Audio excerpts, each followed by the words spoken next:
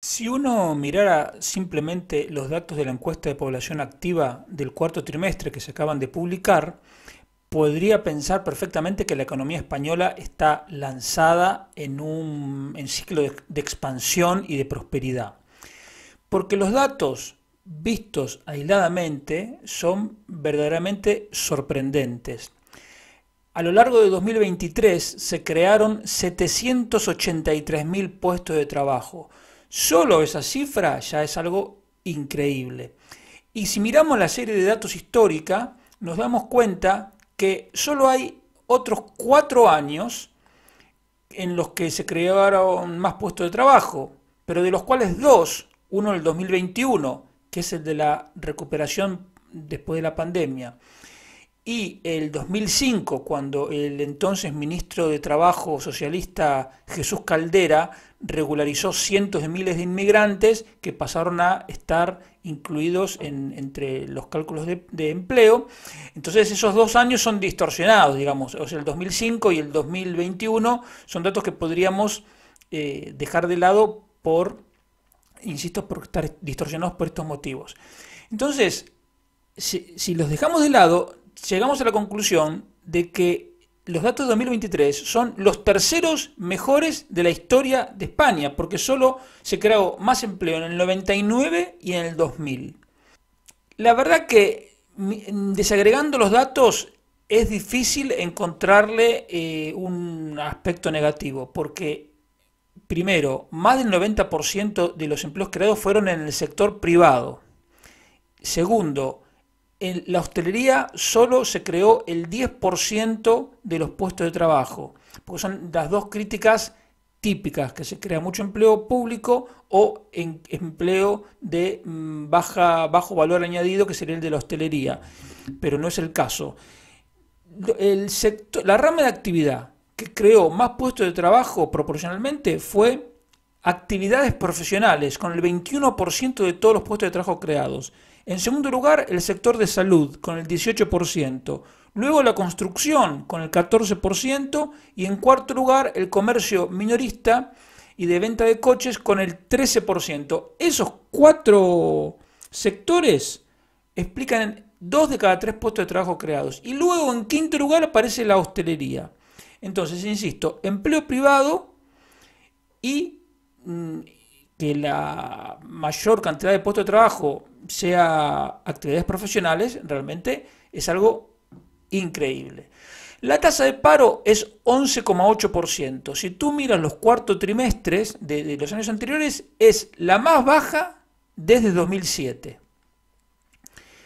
Y así podríamos seguir. Bueno, otro dato que a mí me sorprendió muchísimo, la comunidad autónoma donde más creció el empleo, 5,6% en un año, fue Cataluña, a pesar de la inestabilidad política del gobierno que tienen liderado por Esquerra Republicana, que es lo contrario de lo que uno esperaría para generar confianza y actitud inversora con las empresas que se han ido y se siguen yendo de Cataluña, etcétera.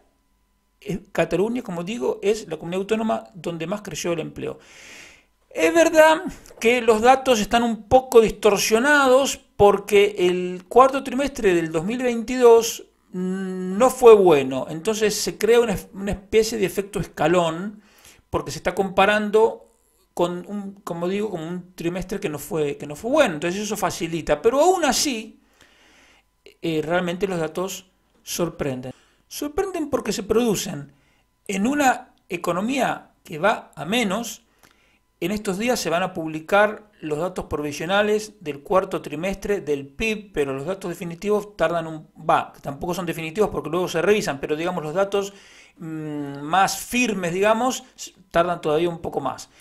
Pero en el tercer trimestre, que es el último dato que conocemos, el PIB creció 1,4.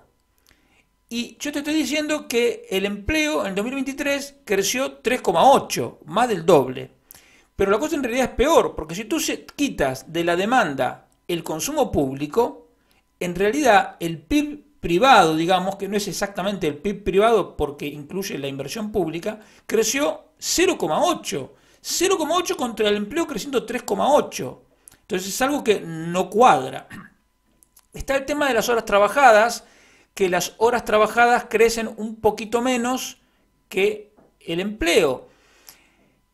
Pero te hago una aclaración. En este caso estamos hablando de la encuesta de población activa. Y aquí no entra el problema, la distorsión de los fijos discontinuos, ni nada que tenga que ver con el empleo registrado. Porque aquí estamos hablando de una encuesta y estamos hablando de personas. Cuando hablamos de la afiliación de la Seguridad Social, una persona que tenga 2 trabajos cuenta 2 veces, porque son 2 afiliaciones. En la encuesta de población activa tú puedes tener 3 trabajos, pero cuentas una sola vez porque habla de personas. Entonces tampoco tenemos esa distorsión y tampoco tenemos la distorsión de los fijos discontinuos en el tema de los fijos discontinuos inactivos en el tema del paro, porque si no estás trabajando por la misma metodología común que es en toda la Unión Europea, cuentas como parado. Por eso lo que te digo que los datos son verdaderamente sorprendentes.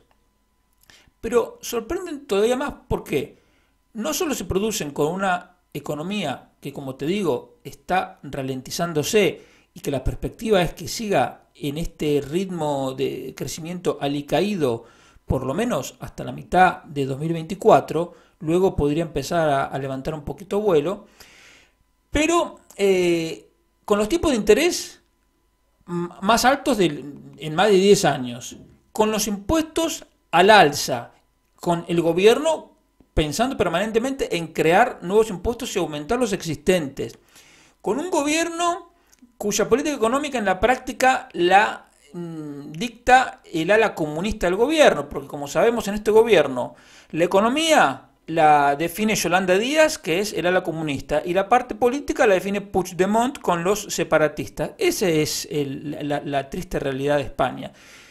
Pero así todo, con esa inestabilidad política, el discurso antiempresario, todas las amenazas que Yolanda Díaz día sí y día también está lanzando sobre las empresas, como limitar el sueldo de los directivos, como recortar la jornada laboral de manera arbitraria, como encarecer el despido, etcétera, etcétera, son todas cosas que van contra la confianza. Y de hecho, cuando tú miras los datos del PIB, encuentras que la inversión está cayendo. Por eso es verdaderamente sorprendente. No, digamos, no podemos caer en este caso en la trampa de pensar que hay una distorsión o que han metido mano, digamos, que han adulterado de alguna manera la metodología, porque esto es una metodología común con toda la Unión Europea.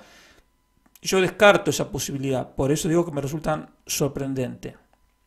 Ahora, cuando tú amplías el zoom y además de ver los datos de empleo, miras un poco el contexto económico, te das cuenta que hay un gran problema. Es decir, que esta misma información, estos buenos datos de empleo, al mismo tiempo no son sostenibles y por lo tanto generan una preocupación. ¿Y cuál es? Es la productividad. ¿Por qué? Porque cuando el número de ocupados crece más deprisa que el PIB, lo que te está diciendo eso es que hace falta más gente para producir una misma cantidad de cosas. Es decir, es lo opuesto al progreso, es lo opuesto a la prosperidad. Y eso es lo que está pasando en España. Hay un dato también inquietante en la misma encuesta de población activa, que es que por primera vez hubo más de 2 millones de ocupados que no trabajaron. Es decir, esto es un poco confuso. En la encuesta de población activa te preguntan si trabajas. Y entonces tú le dices que sí. Dice, ¿usted trabajó la semana pasada? No, porque estuve de vacaciones. No, porque estoy con licencia de paternidad. Y hay muchos otros factores como enfermedad común, huelga, ERTE, etc. En todos los terceros trimestres, evidentemente cuando la gente coge las vacaciones anuales, el número de ocupados que no trabajan se dispara por encima de los 3 millones, incluso 4 millones. Bien, si tú quitas los terceros trimestres y miras el resto de trimestres, la primera vez que se superan los 2 millones de ocupados que no trabajan fue el cuarto trimestre del 2023. Y el 80% de esos es por enfermedad. Y aquí hay varios elementos. Puede ser en parte por el colapso de la seguridad social que tarda en dar las altas, puede ser por el envejecimiento de la población, que implica que también el colectivo de ocupados se va envejeciendo, por lo tanto tiende a enfermarse más, etc. Pero aún quitando a los ocupados que no trabajaron del cálculo de productividad, la productividad está cayendo. Uno puede pensar también que como hay más gente, más ocupados que no trabajan, tú tienes que contratar a alguien, aunque sea a media jornada, para que te reemplace el trabajo que no hace el que no está trabajando porque está enfermo o por lo que sea. Bien.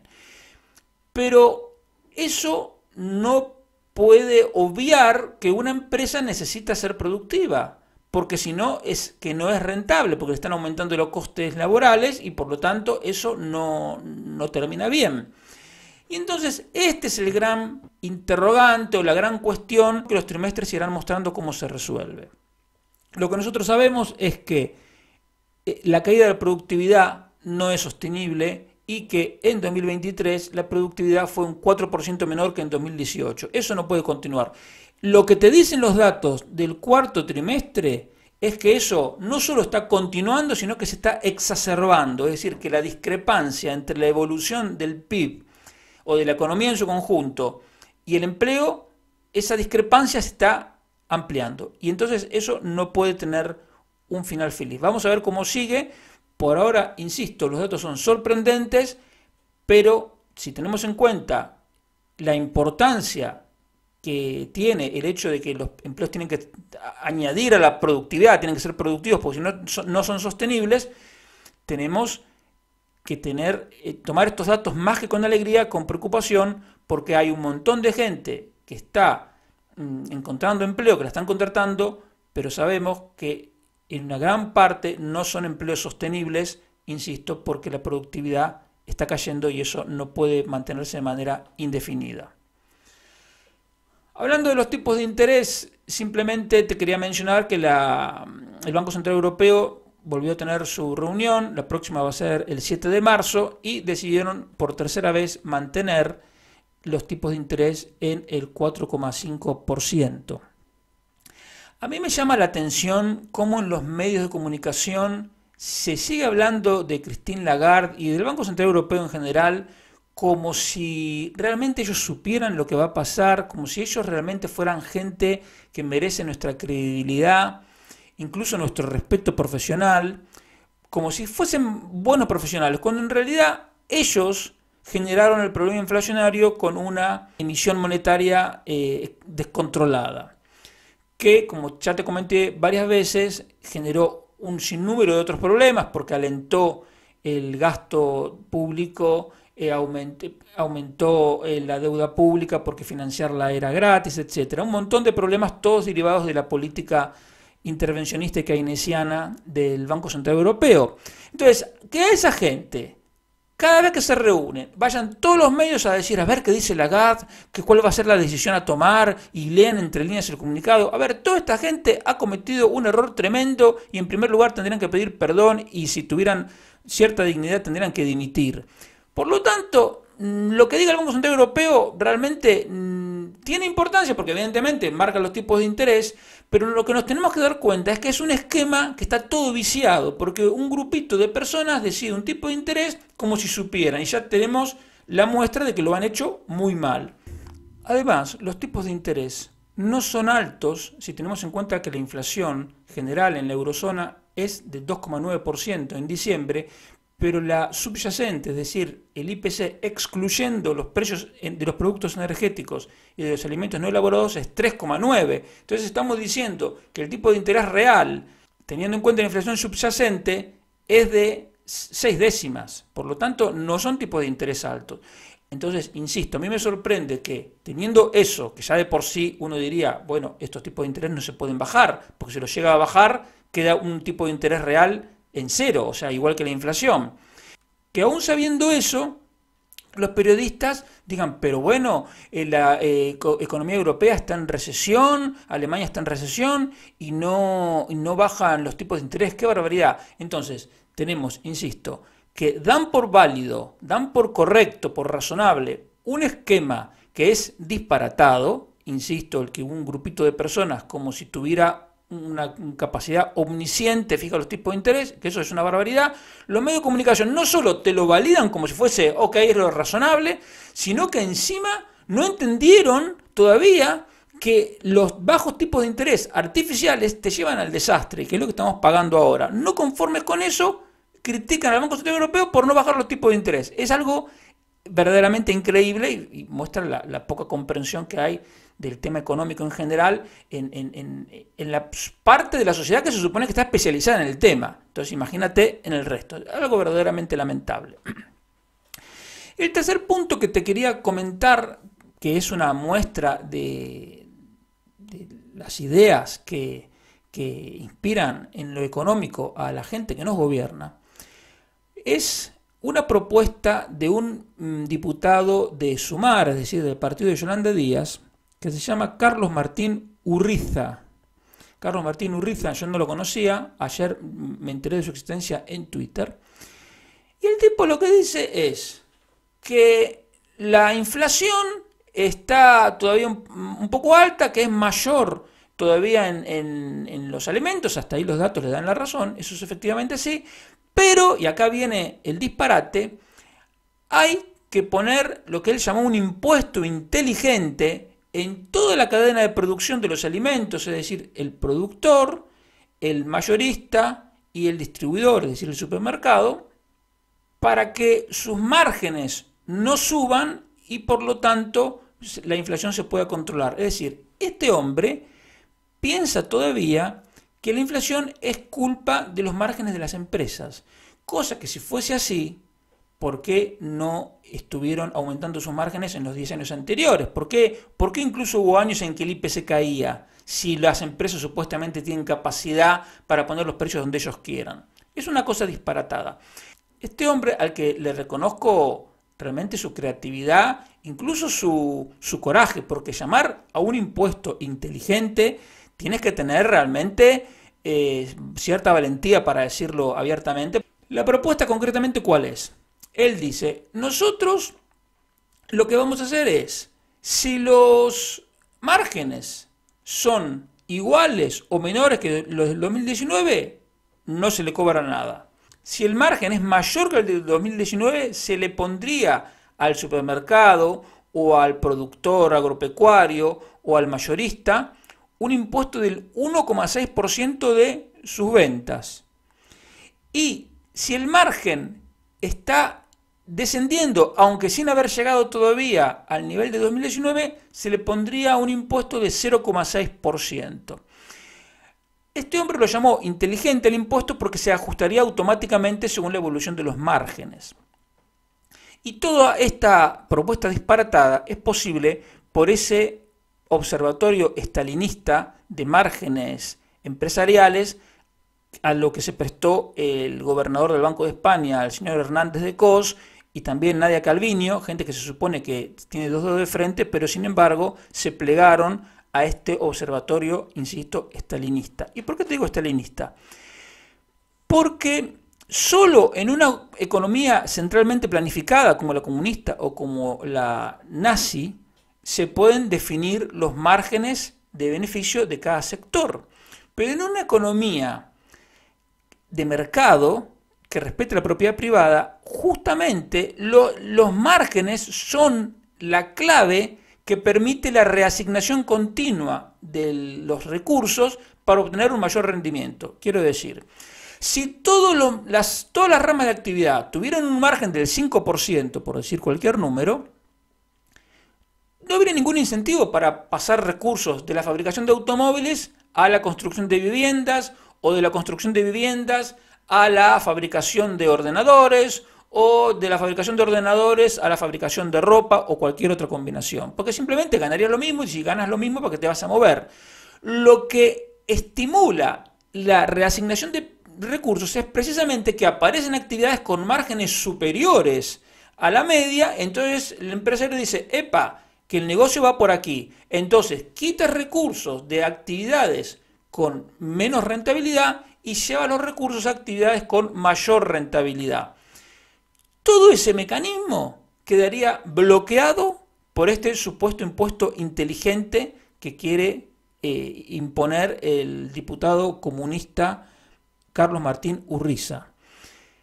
Y entonces te demuestra cuáles son sus ideas económicas. Son completamente equivocadas, porque lo que el impuesto que quiere poner simplemente bloquea el progreso, porque bloquea la reasignación de los recursos. A mí la frase que más me llamó la atención de este hombre fue que dijo que el impuesto inteligente solo opera si los márgenes no son los de un mercado competitivo. O sea, un comunista se cree capaz de saber cuáles son los márgenes correctos en un mercado competitivo. Es verdaderamente delirante. Nadie le dijo nada, pero es delirante simplemente porque ¿cuál es el margen correcto de los supermercados de Galicia? ¿Cuál es el margen correcto de los supermercados en Almería o del productor de manzanas de Asturias o del productor de limones de Murcia o lo que fuese? No lo podemos saber y precisamente la competencia hace que los márgenes no puedan estar fijos porque, insisto, se bloquea la reasignación de recursos y con eso la posibilidad de innovar, la posibilidad en definitiva de aumentar la producción y de vivir en una sociedad más próspera. Esto, insisto, no hay que tomárselo de risa, ni lo del impuesto inteligente, ni las cosas que dijo este diputado, porque es la gente que marca la agenda económica del gobierno. Entonces, así como nos puede parecer un disparate que digan que van a poner un límite al sueldo de los directivos, cosa que el gobierno no tiene absolutamente nada que opinar y parece que legalmente es muy difícil de hacer, pero esta gente alguna vuelta le va a encontrar, también son capaces de ponerte un impuesto para limitar los márgenes, limitar la fluctuación de los márgenes, para que los márgenes sean los que ellos consideran adecuados.